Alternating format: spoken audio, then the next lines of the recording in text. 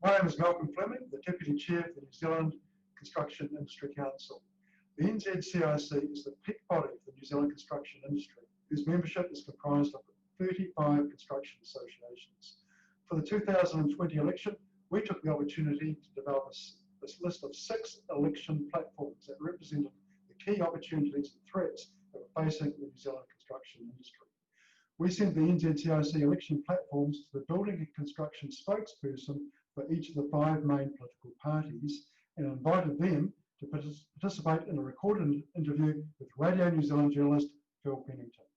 Those conversations included each politician being provided with 2 minutes to articulate their party's overarching building and construction policy, following which Phil asked them questions pertaining to the NZCIC election platforms. The result is 5 separate videos, 1 per political party. As the editing is light, the recordings come across as a conversation, with Phil's follow-up questions changing to follow the thread of the politician's answer to Phil's main election platform question. Whether you watch the full series of 5 or only watch those of parties that you're more aligned with, we hope you find that the material informative. The NZCIC would like to acknowledge the assistance of Radio New Zealand in creating this series.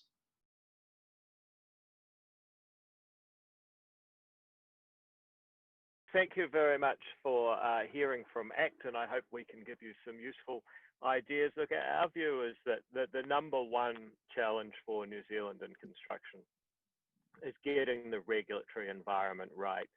We have a regulatory environment that is so hostile, first of all, to having land available to do construction on. A lot of the challenges are just that there's not a lot of space to do stuff, or at least it's very difficult to get it. Second of all, getting infrastructure there, and then thirdly, getting quality assurance done on construction.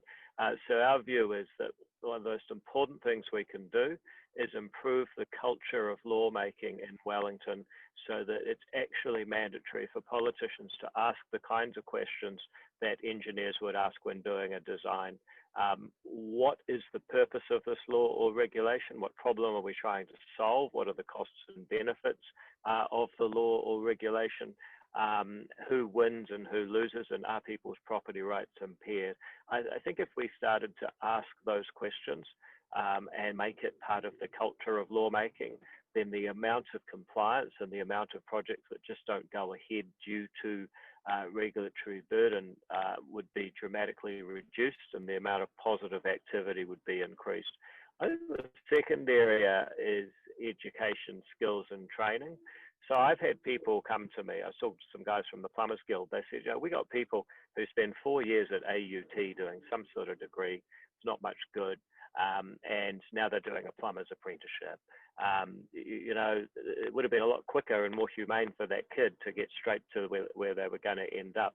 But both major parties for several decades now have had a policy of spending as much money as they can get away with on selling the cap and gown dream to mainly middle class families, and it's just distorted a whole lot of kids' lives, particularly getting them out of the trades, getting out of doing practical things. So ACT's policy is very simple. This country spends $250,000 on every kid's education. We would put it in the hands of the parent through a student education account that they can spend on education from ECE through to tertiary. And if you actually put that money in their hands, with obviously you can't see it on anything, you got to spend it on registered education providers, then spending that money on a degree instead of an apprenticeship, instead of trades training, instead of a PTE, starts to look a lot less attractive than it does right now. Degrees are massively subsidized more than anything else, so people go that way when maybe it's not the right thing for them. So in terms of rebalancing the pathways that young people have, our student education account policy would put apprenticeships, trade training on a level playing field with other stuff that's highly subsidized.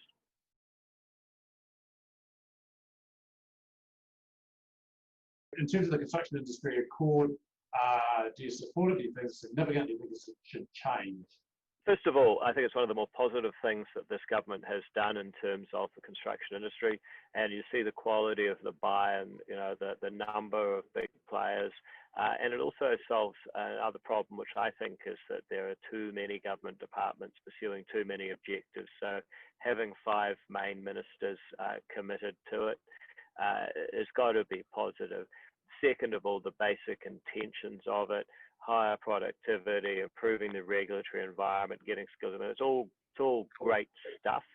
My question back to the current government is what sort of progress has been made? Have they been prepared to do the regulatory reform, to do the education, skills and training reform? So I think ACT's view would be, yep, the Accord is great, but is it much better than what's actually happening, and how do we bridge the gap between the aspiration, which is so well set out, and the reality?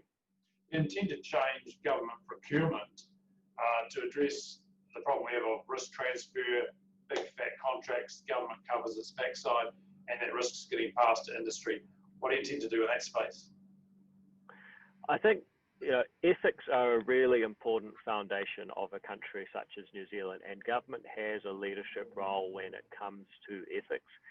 So if a government department that has, frankly, a lot more cushioning than people in the private sector can't contract ethically, then I think that that's a real problem, because how do you hope that anyone else is going to do better when they've got much greater commercial pressures? So I do think that government, when it comes to retentions, when it comes to contracts, when it comes to risk transfer, government has to play a lead as an ethical player.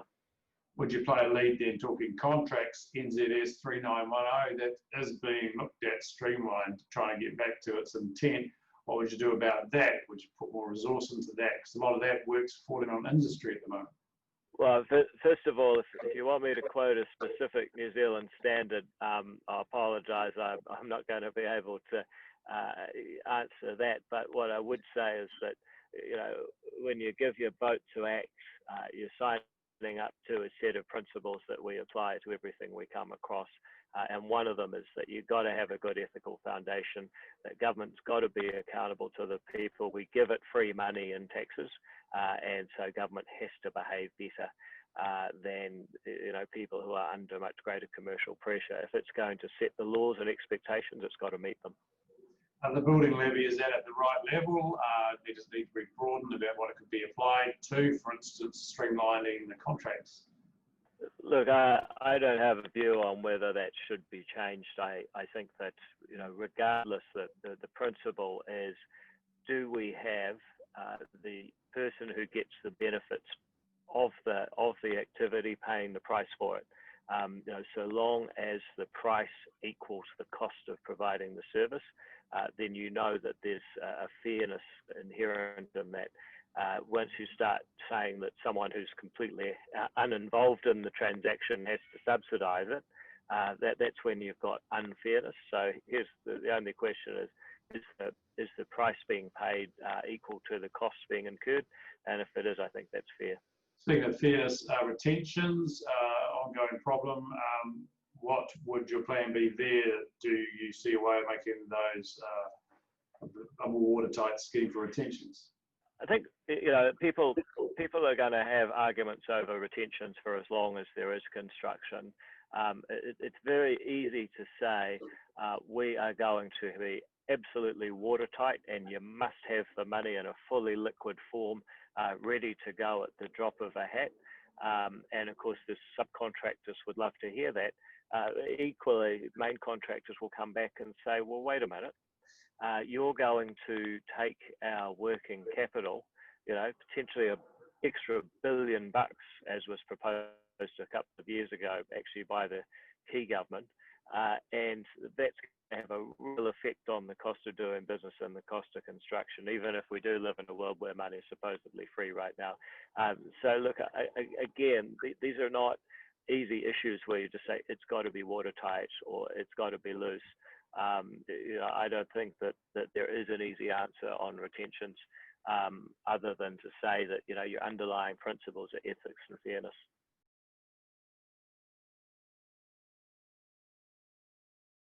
building products, would you support bringing in mandatory third-party certification of building products? Yeah, we do. So, I mean, ex-policy for BuildingQA is that we want mandatory third-party quality assurance in place of councils, because in our view, councils are hopeless at doing construction QA.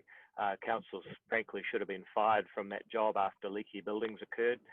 We're in favour of actually saying, look, if the rules in New Zealand are, if you want to sell a new build, you've got to have it insured for 20 years, and we specify the level of underwriting. And that means that you've got a whole range of possibilities: modular homes, alternative building products, alternative standards. The question is not, does the council agree, but can you find someone who's prepared to put up their own money to back it? That would allow a much more innovative and competitive building industry than what we have right now, where councils and brands basically have a monopoly. So you're back having mandatory third-party certification of the products. What about the building process? Construction monitoring seems to be letting us down. What's going to happen in that space if you were in power? So our policy of mandatory third-party insurance or certification applies to the materials and the building process. Our view is that currently you've got a combination of councils and brands doing that, and it just hasn't worked. So first of all, we still had leaky buildings despite all that reassurance. Second of all, it's overly clunky and inflexible. The inspection times impose major cost, and every time councils take on more liability, they end up feeling pressured to be more involved in the process. But as they get more involved in the process, they take on more liability. It's a death spiral. And so our view is mandatory third-party certification of QA. That's how it works in the aircraft industry. You wouldn't get your local council to check if you build a plane right. But they have private QA for construction. And if it works for aircraft, I think it can work for buildings as well. In fact, there are some options like that. Architects would be happy to do QA as they traditionally have.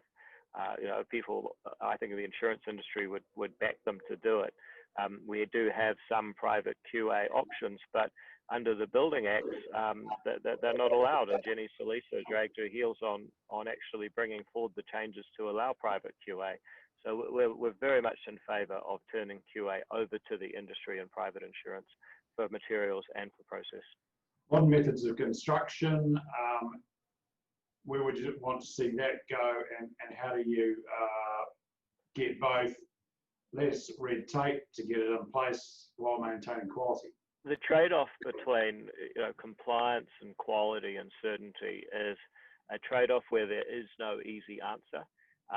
The councils have their answer, which is basically don't leave us as the last man standing. So we've got a monopoly, so we will, I guess, inveigle our way into the process, and we don't care how much cost that imposes.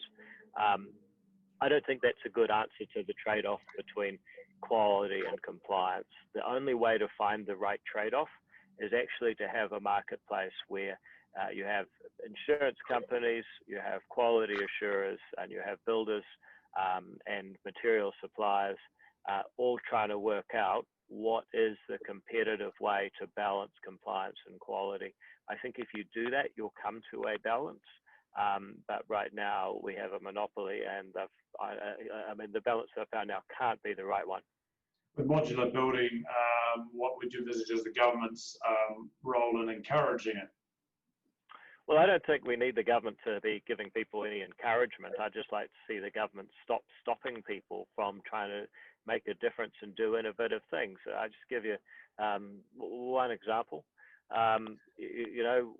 We need, if we want to have more modular building, more land, because you're not going to get New Zealand firms producing at scale if there's not enough places to put the homes that they're producing. I think one of the biggest reasons we don't have modular building, even less than we used to have, is because of the shortage of land supply. So you've got to do Resource Management Act reform to free up land. The Productivity Commission's Better Urban Planning report, I think, shows the way there. No point freeing up land if you can't get to it. So our infrastructure policy, ironically, we announced in 2016 that we will support sharing GST with councils who issue consents. What do you know? The Opportunities Parties finally caught up only 4 years later. It's their policy too, so it's catching on. And finally, if you want more modular homes, one of the big challenges is fitting through the eye of the needle that is council QA. In our view, building consents shouldn't be a council monopoly, and we've discussed already at length on this talk about how we could have a marketplace for quality assurance, with the only government rule being mandating a guarantee for a period of time with a given level of underwriting, and we'd say 20 years. Water can do it, so consenting. What about, would you get them to buy a lot of modular homes, state homes? No, I mean, there is no good reason for Kāinga or any government department to be in the construction business or be providing or owning homes. There's no reason to think the government would be better at owning and building homes than people risking their own money to do it. So, we're just not in favor of that kind of development. It's based out of a mythology that is, 85 years old now, coming out of the 1930s. In our view, what the government needs to do is get the conditions right so that people can develop land, have it serviced with infrastructure, and build homes, rather than the government trying to do it all itself. And you only have to look at the management of state homes over the last 80 years to see that, not only is there no reason to think the government should be involved, actually, that they're demonstrably worse than the private sector.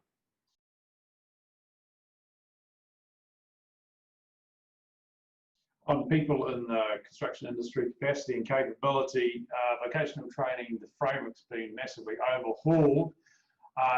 Is the framework right? Are you going to stick with that framework? If you had the chance, would you change it?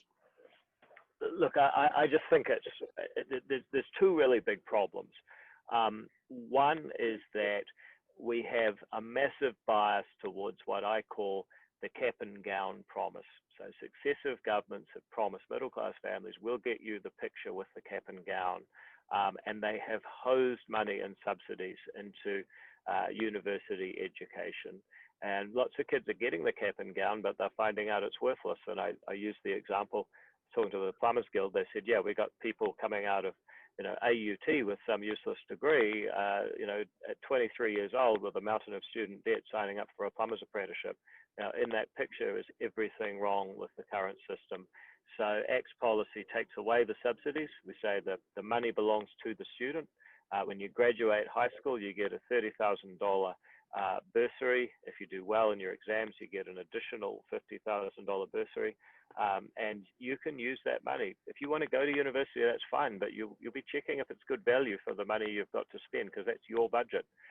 Equally, if you want to use that to be a lifelong learner, you don't have to do anything straight away. Too many kids rush into education when it's not actually the right decision, and they don't know enough about the world to make that decision. But if you want to use it for an apprenticeship, as long as it's an approved apprenticeship scheme, you can do it. Similarly, a PTE, VCITO, no problem. So we've put all options on a level playing field. But that's the first problem. I think the second problem is the government favours its own. And if you look at these reforms around the polytechs, I mean, I've worked in polytechs. Some of them just deserve to go broke, like any business that behaves that way should. And yet they've all now effectively been bailed out and centralised, massively unfair on the PTEs, which don't have the same luxury. Apprenticeships haven't been bailed out. So you've got to have a level playing field, not only between the university sector, but also between the polytechs, the apprenticeships and the PTEs. And the only way to do that is to go back to the student or the apprentice and say, here is your share of New Zealand's education funding. You better make a smart decision about how you use it. We're not going to have lots of distorting subsidies in the background, gilding your decision, so you end up with kids spending 4 years of their life at AUT, then ending up back where they should have started in the first place. So there shouldn't be centralised planning. These workforce development councils are a new thing. You're not supporting those. Well, I don't see why. I don't see how they think it's going to work. At the end of the day, people are not stupid. They know what an education costs in terms of time and money, and they know what they're likely to get out. So unless this workforce training council can actually change the wages that people get paid at the other end, or change the cost and the time required to do the qualification, I'm not sure how they're going to influence anything. You know, having a group of people say, oh, we need more plumbers, go over there. Well, people still know, you know, what the costs and the benefits are to them. If you can't change that, you're wasting your time.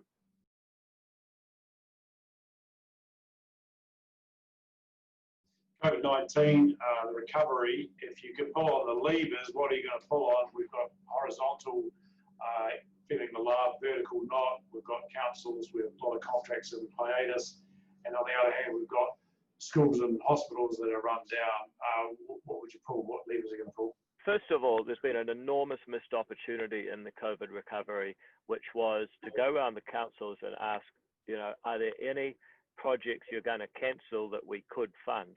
So instead of having the pipeline drop off for 6 months while the government comes up with so-called shovel-ready projects, as if people still use shovels, you know, so they can get their photo taken with a green school or something new, what the councils should have done is actually, what the government should have done is funded the projects that were being cancelled up and down the country by councils, because we know that those ones were already to go. They'd already been through BCR and so on. I just make that point. Too late for that now, but we should have funded council projects being cancelled. Number two, I think the long-term future of infrastructure is a lot more private capital. You know, you see our health policy coming out next week. We're going to be talking about, well, why are DHBs managing property? They're not the right people to do it. You look at something like Hobsonville Point School, you know, not managed by the Ministry of Education, private capital, private management. One of the most impressive schools I've visited in terms of the facilities. I actually did my training for Dancing with the Stars there. You know, great place. So, you know, that's where we need to go in terms of those schools and hospitals. I think at a sort of wider level, particularly when it comes to the horizontal infrastructure, you know, we got to start formalizing the partnership between central and local government.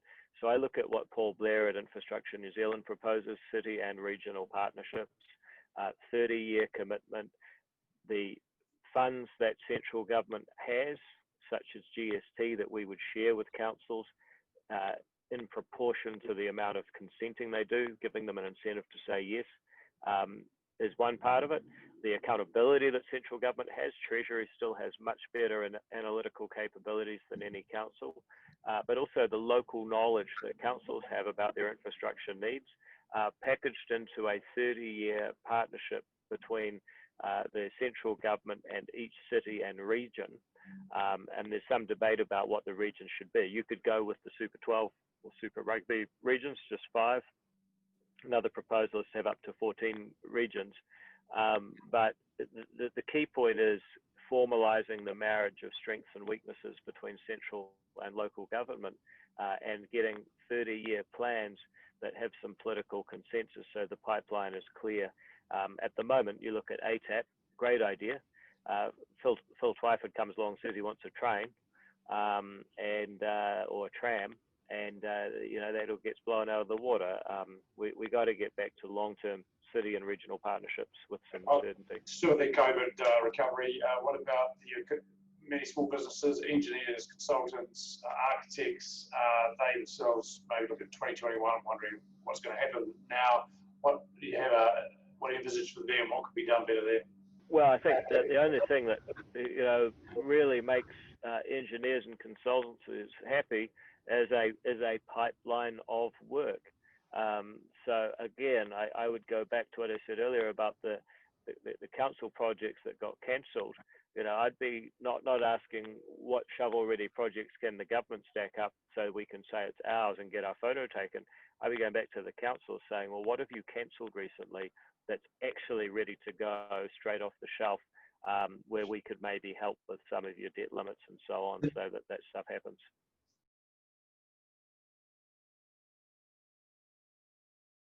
Talking about sort of legal settings, is anything we haven't covered so far where you'd be offering something that would help us shift away from the low ball cheapest price model that we've got, the quality is sacrificed.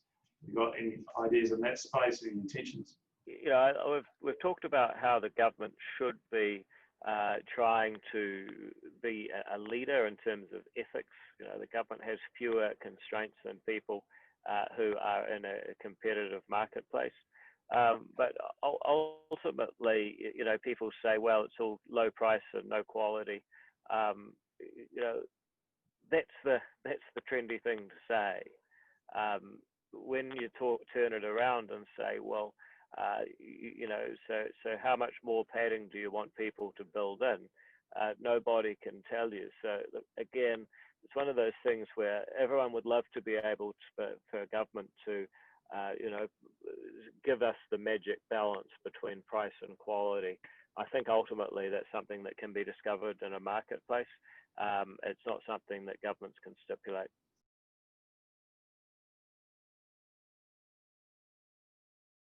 Looking at resilience, sustainability, any policies around it's going to be warmer in 2023 than it is now? What's next view on policies of the construction industry with climate change? You know, New Zealand has to recognise its place in the world on climate change. So our activity won't change the outcome, but it is important that we have a climate policy so that our trading partners around the world respect that we are doing our bit.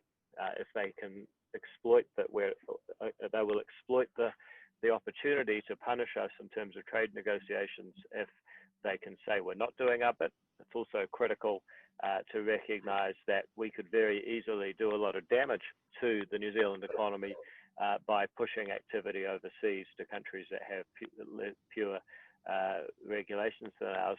That leaves you with adaptation, and I think the point here is that, you know, mitigation, we can't actually do a lot as a country. We're a passenger on that journey.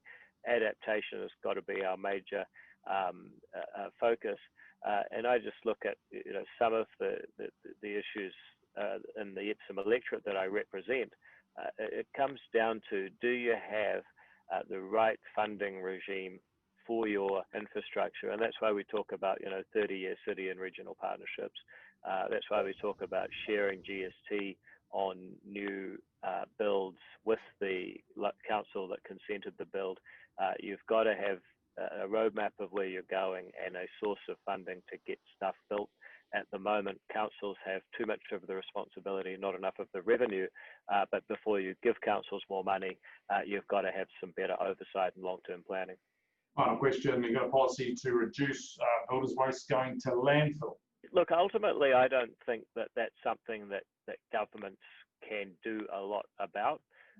We price landfills accurately. I would say that the government's recent increase in landfill fees is actually excessive and, you know, risks people dumping stuff illegally, which I think is a real problem. But, you know, ultimately, you're a business. You know what the costs are. You have those price signals to influence your behaviour. So, you know, is this a problem where government needs to make another set of rules and regulations? The other thing I would say that's somewhat applicable is that ACT's policy is to repeal the RMA's restriction on waste to energy, because all over Europe they're seriously reducing their waste to landfill using waste to energy and making energy at the same time. And it's so environmentally friendly that they're doing it in downtown Copenhagen. So I think we could make major progress in reducing waste to landfill that way.